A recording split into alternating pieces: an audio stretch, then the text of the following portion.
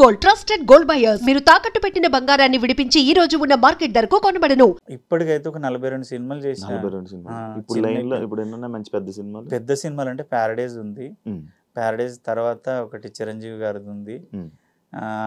ఇంకొక 7 సినిమాలు release కున్నాయి. Paradise ఉంది.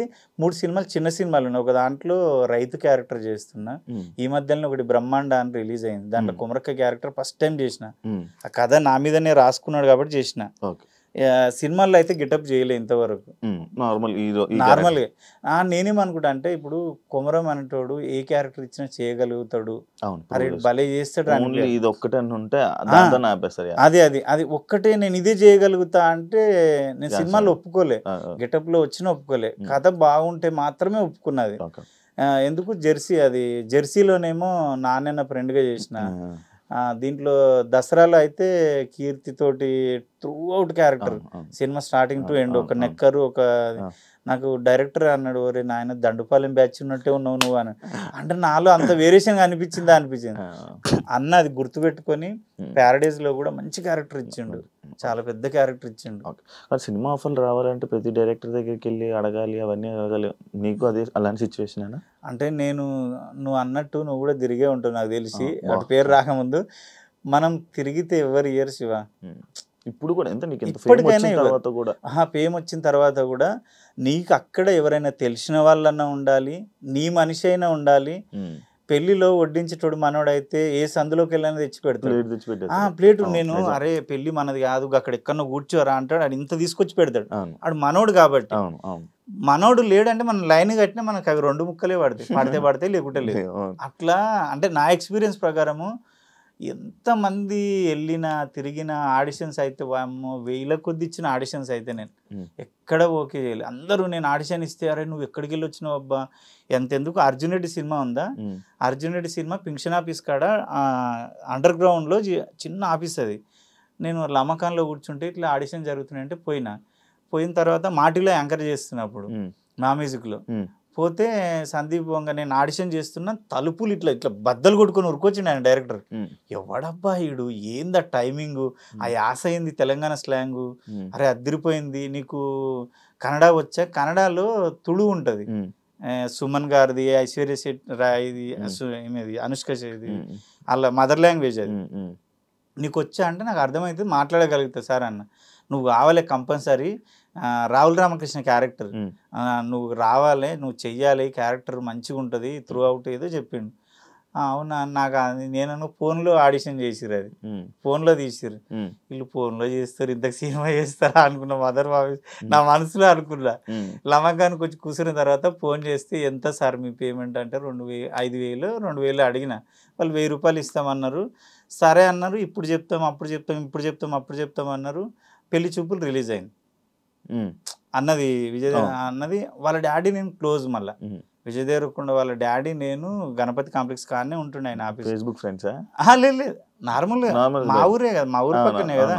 వచ్చి దగ్గర కూర్చుంటుంటిమి, రెగ్యులర్ డిస్కషన్ చేస్తుంటిమి, పార్క్లో తిరుగుతుంటిమి, సాయంత్రం కాగానే వాకింగ్ చేస్తుంటిమి. వాళ్ళ డాడీ నేను అసలు అంటే ఎవరి లైఫ్ ఇట్లో వాళ్ళ పెద్ద కొడుకు గురించి ఏమో ఎప్పుడైతాడో అంటుండే.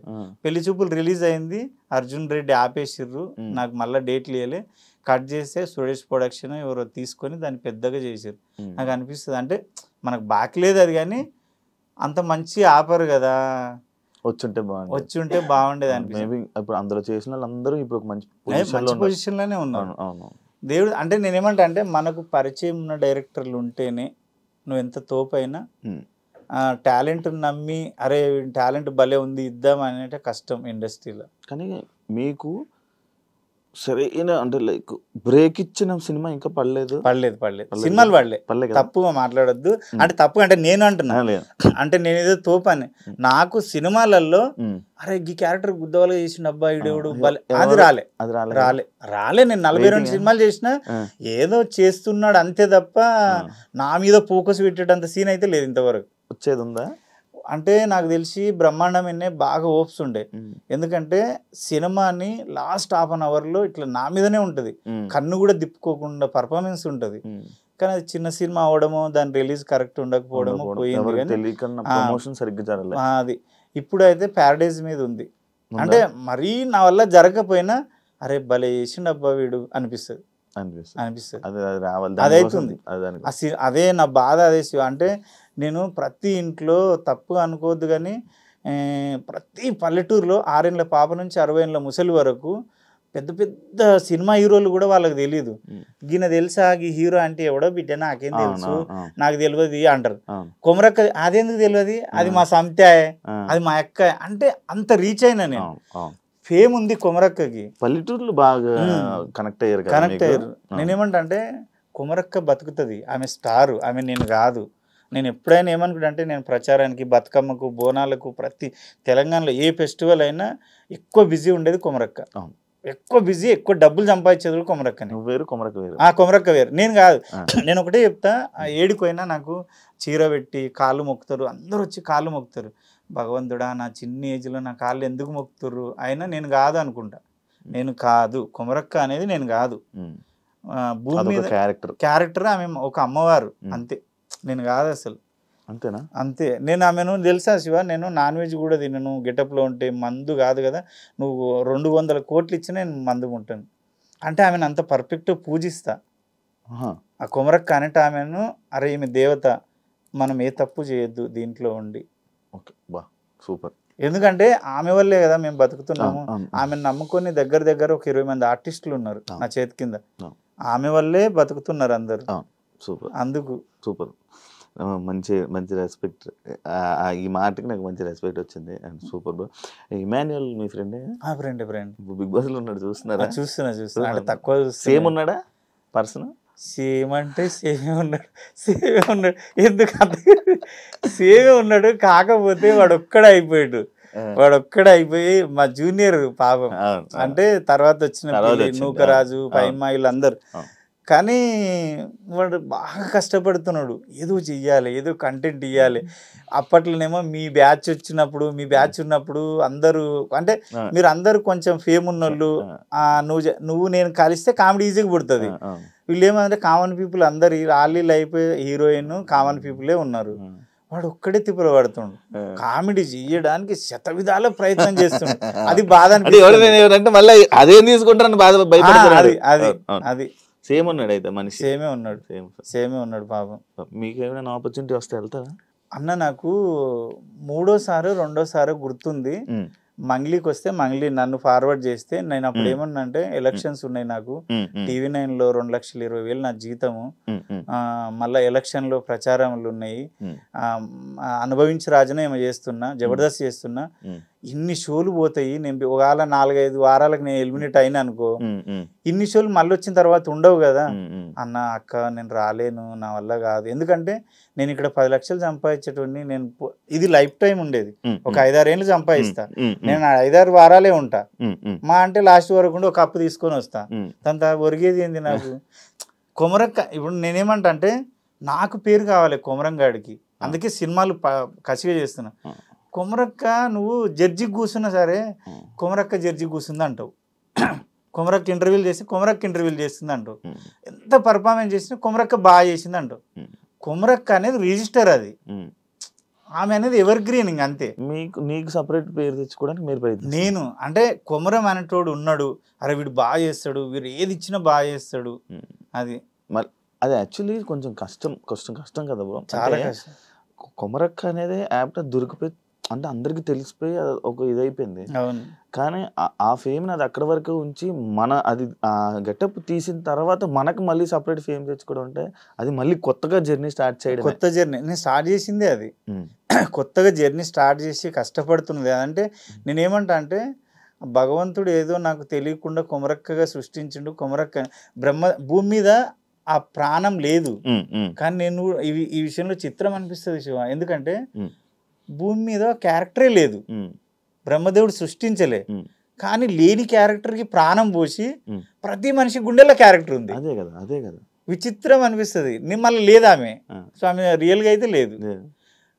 ఏదో కష్టమైతే పడుతున్నా, నేను బాగా చేస్తా యాక్టింగ్, అంటే ఇరగదీస్తా అని చెప్పలేను కానీ ఇచ్చిన క్యారెక్టర్ న్యాయం చేస్తా, మంచిగా చేస్తా.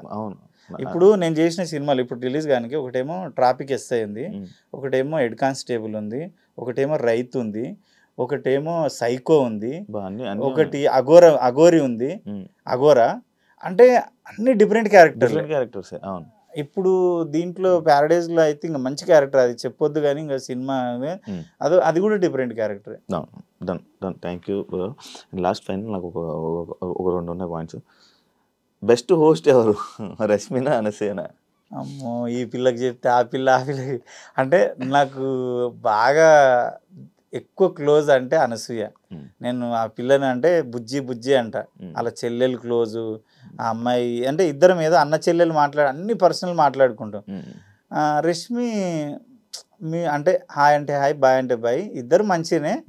జర అనసూయ నాకు జర బాగా ఇష్టం క్లోజ్ ఉన్నందుకు.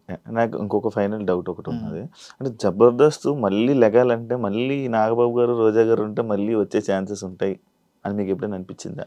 నేను ఒకటి చెప్పిన శివ, ఒకటి అంటే ఆ తరం అయిపోయింది, నువ్వు తప్పుగా అనుకోవద్దు కానీ ఇప్పుడు ఉన్నదాన్ని ఇంకొంచెం బెటర్గా అటు ఇటు రేటింగ్ అవుతుంది. కానీ మళ్ళా జబర్దస్త్ అక్కడికి వెళ్ళాలి, 12కి 13కి వెళ్ళాలి రేటింగ్ అంటే చిరంజీవి గారు వచ్చి కూర్చున్నా కాదు అది అంతే. ఇక అది నేనేమంటా అంటే చూసి చూసి చూసి తిని నీకు విసుగు వచ్చింది, ఏదో తప్పదు, ఇక టైంపాస్కి అలవాటు అయిపోయింది కాబట్టి తింటున్నావు.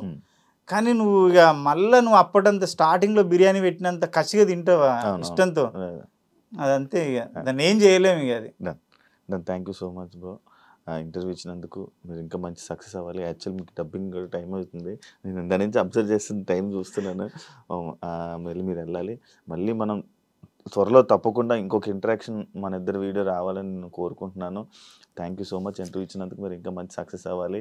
ఇంకా ఇలా ఒక మళ్ళీ మీకు ఇంకో ఫేమ్ రావాలని, మళ్ళీ మీకు జర్నీ మంచిగా ఉండాలని మనస్ఫూర్తిగా కోరుకుంటున్నాను. Wish you all the best bro. Thank you so much interview. Thank you. అంటే నేను చాలా రోజుల నుంచి నువ్వు చాలా మంది ఇంటర్వ్యూలు చేసినావు, నువ్వు అడిగే విధానం బాగుంటది. ఈ రోజు ఏందో మన ఇద్దరం ఏదో ఇంట్లో అరుగు మీద కూర్చొని ముచ్చట పెట్టినట్టుంది తప్ప నువ్వు అందరిని చేసే ఇంటర్వ్యూ వేరు, నన్ను చేసే ఇంటర్వ్యూ వేరు. నాకు తెలుసు నువ్వు ఎట్లా చేస్తావు, ఎంత కన్నింగ్ గా చూస్తావు, ఎంత ఇది చేస్తావు అనేది నాకు తెలుసు. ఈ రోజు మన ఇద్దరం ఏంటంటే ఏదో పాత పరిచయం, ఇద్దరం అన్న ఏం చేస్తున్నావు, తిన్నవా అన్నట్టుంది. మళ్ళీ నా సినిమాలు అప్పుడు కంపల్సరీ నేను తెలుసా, నేను పిఆర్ఓ ఫోన్ చేసినప్పుడు కంపల్సరీ నేను శివతోటే చేస్తా అని చెప్పిన. అంటే నువ్వు అంటే ఇష్టం నాకు, నీ మాట తీరు కానీ నీదంతా. నేను బిగ్ బాస్ లో కూడా చూసిన. బిగ్ బాస్ లో ఇంకోటి ఏంటంటే న్యాచురల్గా ఉంటుంది, నువ్వు అడిగేది కూడా పెద్దగా అదే పొడిచినట్టు ఉండదు. అంటే నీకు తెలిసిన విషయాల్ని జనాలు ఇట్లా అనుకుంటారు కదా, ఒక క్లారిటీ ఇస్తే నీ మీద బ్యాడ్ ఒపీనియన్ ఉండదు కదా అని ఆ క్లారిటీ కోసం అడుగుతావు. నేను అబ్జర్వ్ చేసిన దాంట్లో మనిషిని టార్గెట్ చేసి నీ రేటింగ్ కోసం అడగవు. అన్న నీ మీద గిట్లు వస్తున్నాయి ఎందుకు, ఆ క్లారిటీ ఏదో నీ నోటి గుంటి ఇస్తే అలాగ తెలిసిపోతుంది కదా. నా గురించి బయట 10 మంది అనుకున్నది వేరు, నేను నోటి విప్పి చెప్పింది వేరు. అది అంటే ఆ రకంగా నువ్వు మంచిగా చేస్తున్నావు అందరికి. థ్యాంక్ యూ బ్రో, అర్థం చేసుకున్నందుకు first person. Thank you so much నన్ను అర్థం చేసుకుని